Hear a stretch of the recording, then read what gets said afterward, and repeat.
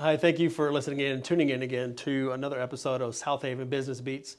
I'm your host, Robbie Yates, and today's distinguished guest, we have David Parker with District 2, running for Senate here in the state of Mississippi, and really looking forward to learning more about you and how you're best going to represent the state. So, sir, thank you so much for your time. Thanks for being on the show. Yeah, thanks for having me here. You bet. So, we'll just jump right in the deep end here, because Sure. that's what we did last time. I'm just curious, like, the most pressing issues that you see in office that you're seeking that you want to tackle. Could be one, could be two, but what's something, the most pressing thing that you want to tackle? You know, I think we've done a very good job in the last couple of terms on kind of the finance and the budget of the state. We've made some dramatic kind of improvements that are really kind of earth-shattering for Mississippi. We have been able to fund our rainy day fund completely. So we have a little over $700 million in a rainy day fund now for the state of Mississippi. Along with doing that, we've also been able to lower the state income tax.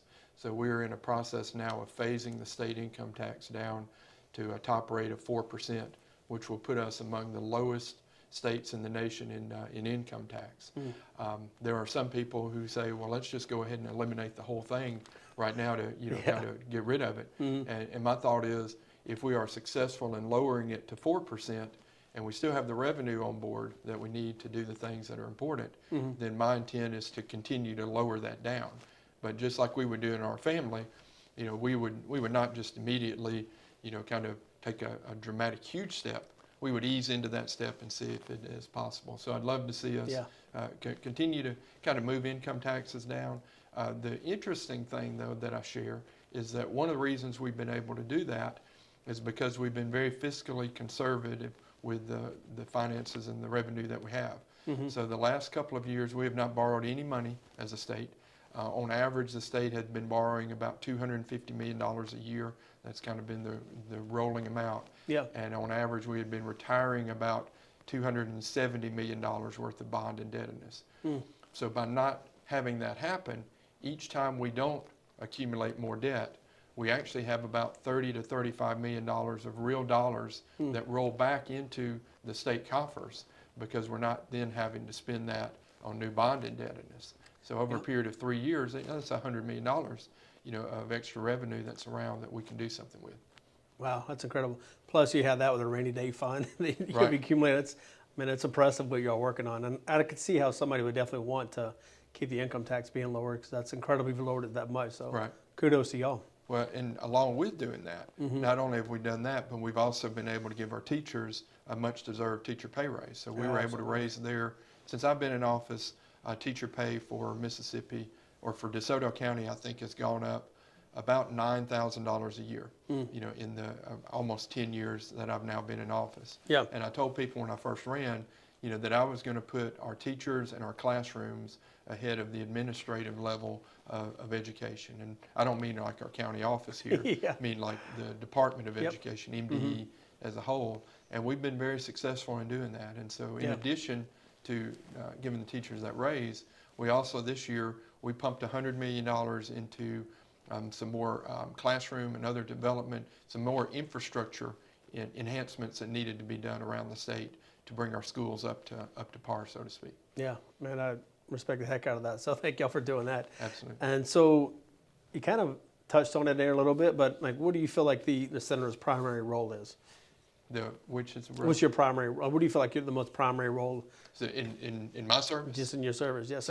So 4 years ago, when Delbert Hosemann was elected as our lieutenant governor, he came to me and he said his goal was to increase the labor participation rate over the next 4 years. This is prior to COVID. And he set me on a task. He set up a new committee called Economic and Workforce Development. He said, I want to see where the workforce dollars are going and what we can do to improve that.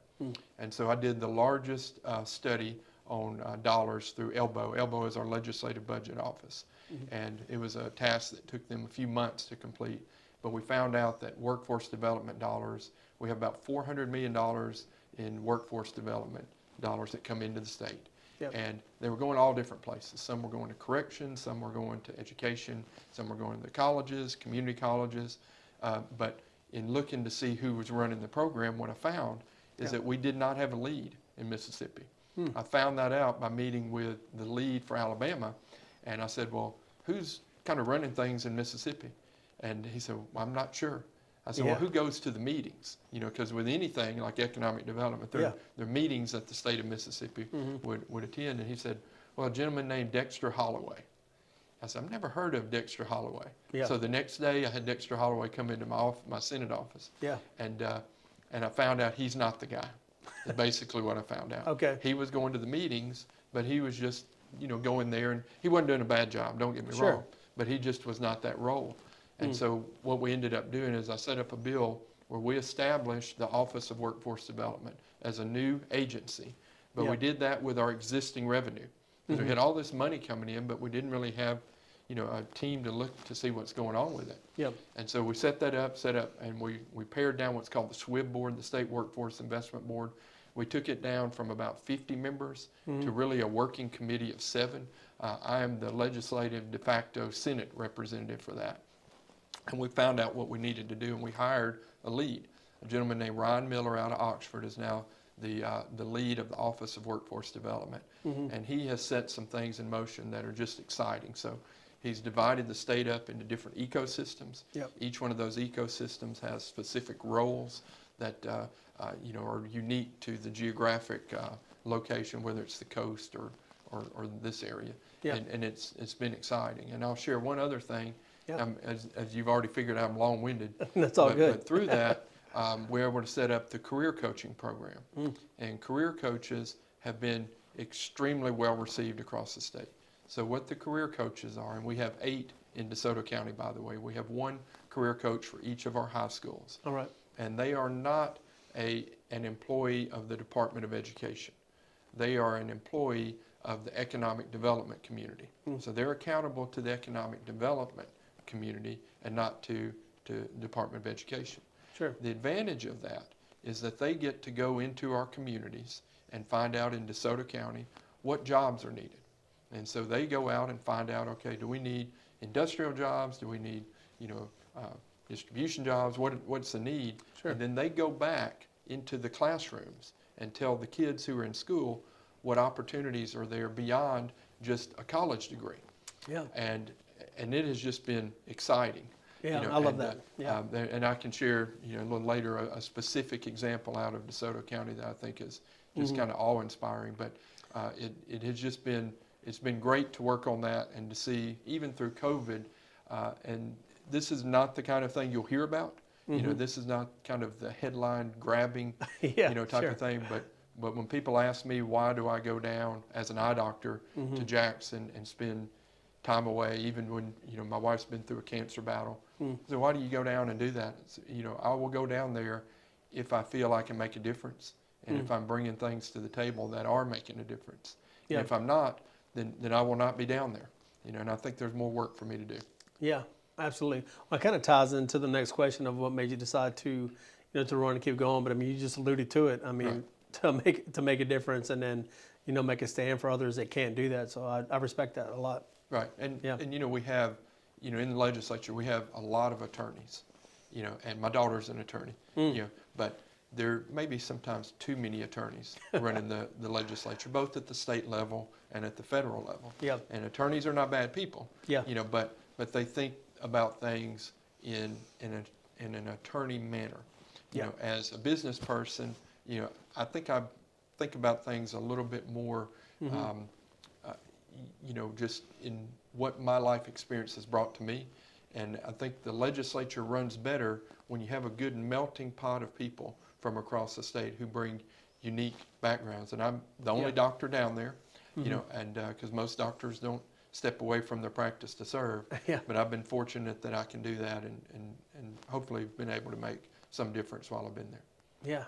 Yeah, I agree. And that makes you talk about small business owners and kind of actually rolls, and you're really good about rolling into the next because it's teed up, so you're making it easy. I haven't seen your questions either, so if you'd show me the questions, I'd be even better at segueing in. Absolutely. Yeah. So, but what makes you the best person to represent small business owners? You kind of alluded to it, but I mean, what do you feel like you're, that representative for them? So I started in I went to Southaven High School, graduated Southaven High School in 1987.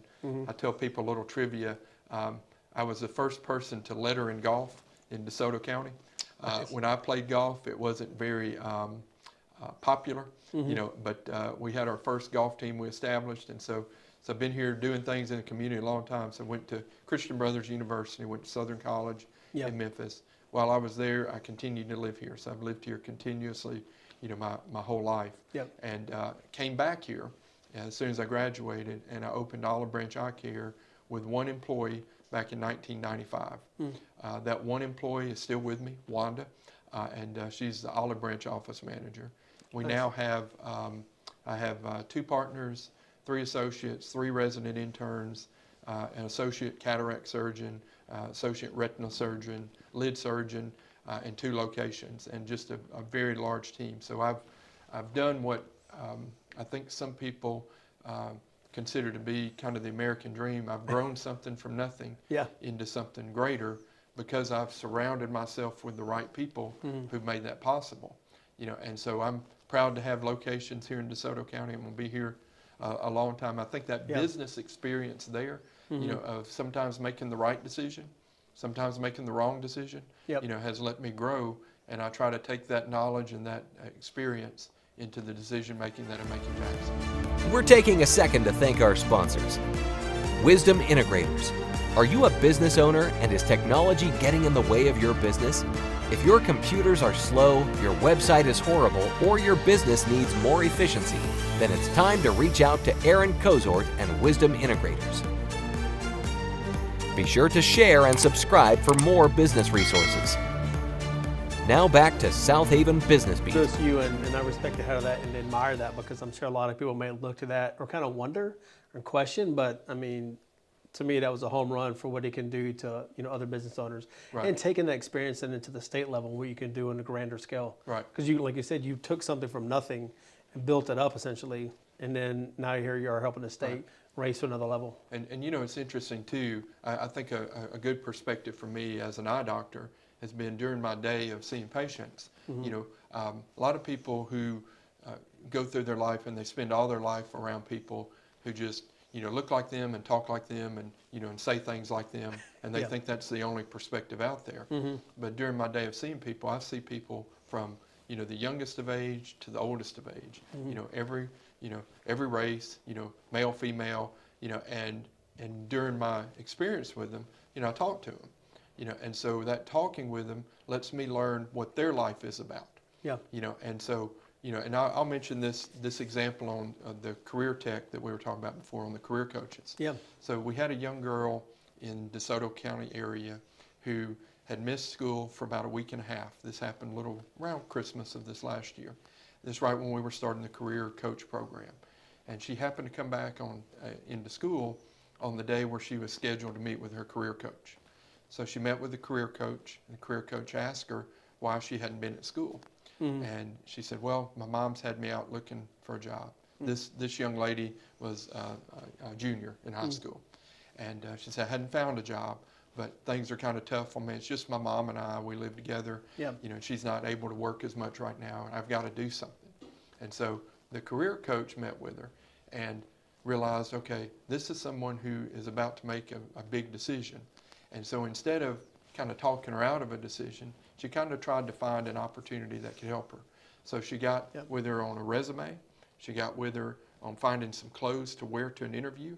She helped her get an interview at a company that is off of 55 here in DeSoto County.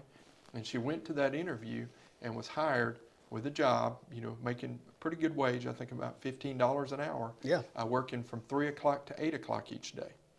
That allowed her to go back to school, still get over to work, help her mother out like she needed to, and not drop out of school.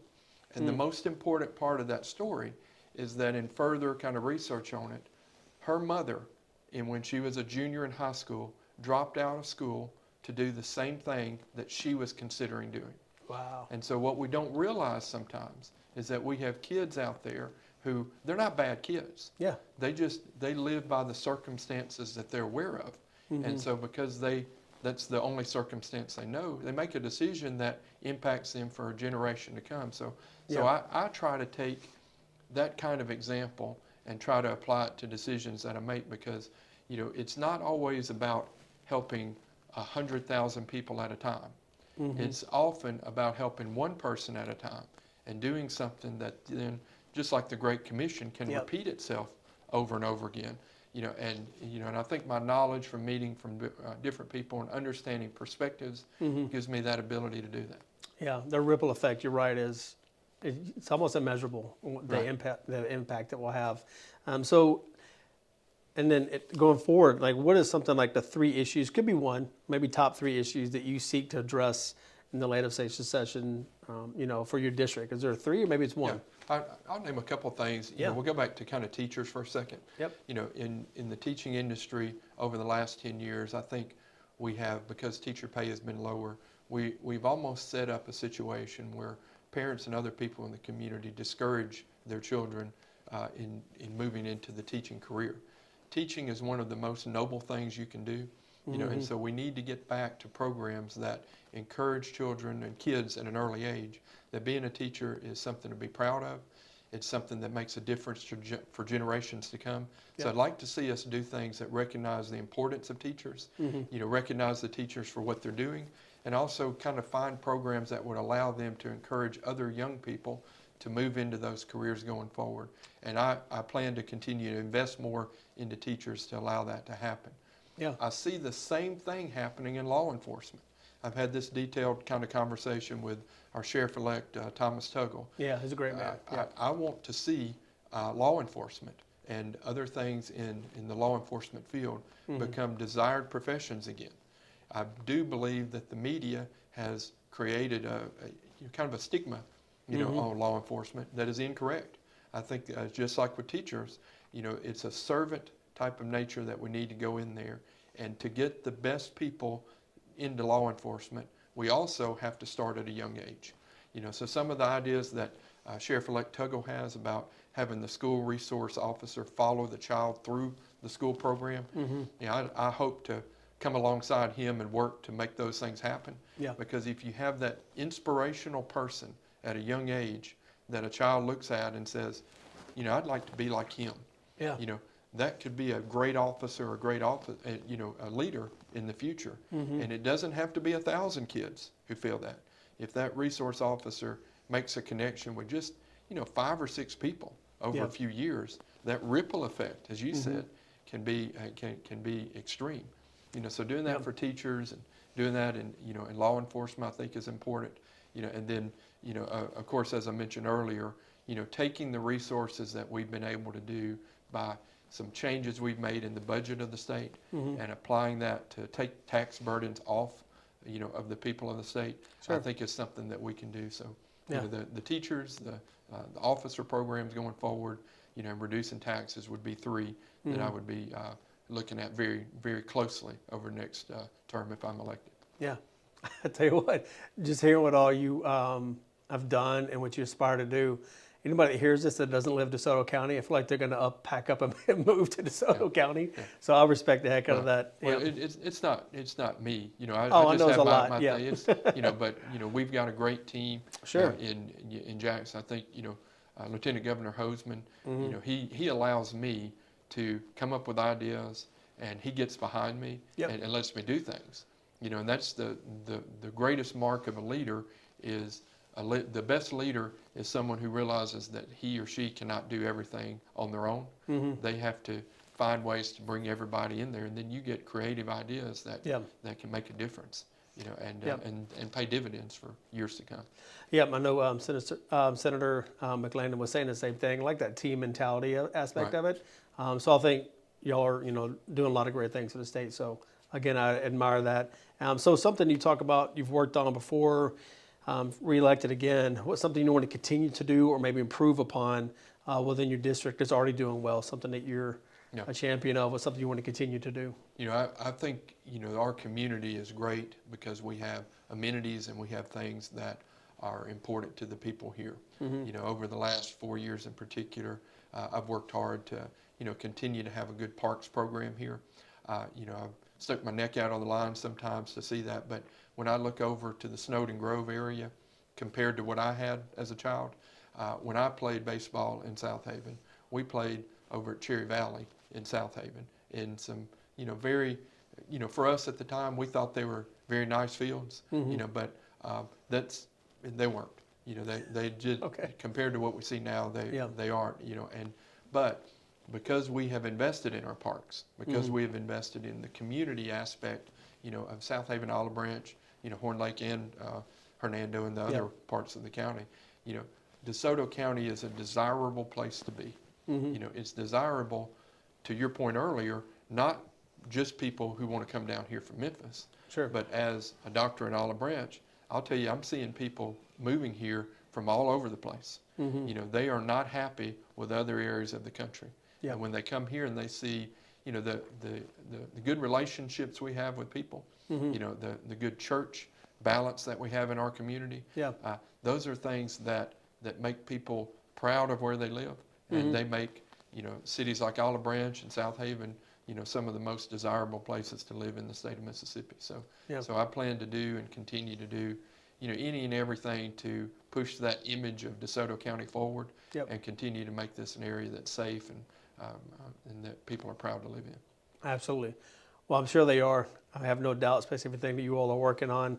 So for District 2, Mr. David Parker, thank you so much for your time. I really enjoyed listening to your background, the experience you're bringing to the table, and what you're going to do for not only the county, but also the state as well. So commend you for everything you're doing, and I wish you all the best going forward. Yeah, and I just want to get back and work. You know, I've spent my day working, you know, and I enjoy it because I feel like, you know, for our kids and our grandkids, I'm hopefully making some small difference going forward. So thanks for having me. Yeah, I know you are. Thank you, sir. We would like to thank the following sponsor, Pure Focus Media. Have an event coming up? Let us capture all the moments that will create memories that will last a lifetime with our professional photographer and videographer. Also announcing our new digital selfie photo booth. Book with us today. Thank you for listening to this episode of Southaven Business Beat. This podcast is brought to you by the Southaven Chamber of Commerce. We know relationships create commerce. Thank you for joining us. Like what you see and hear? Please tell others and subscribe.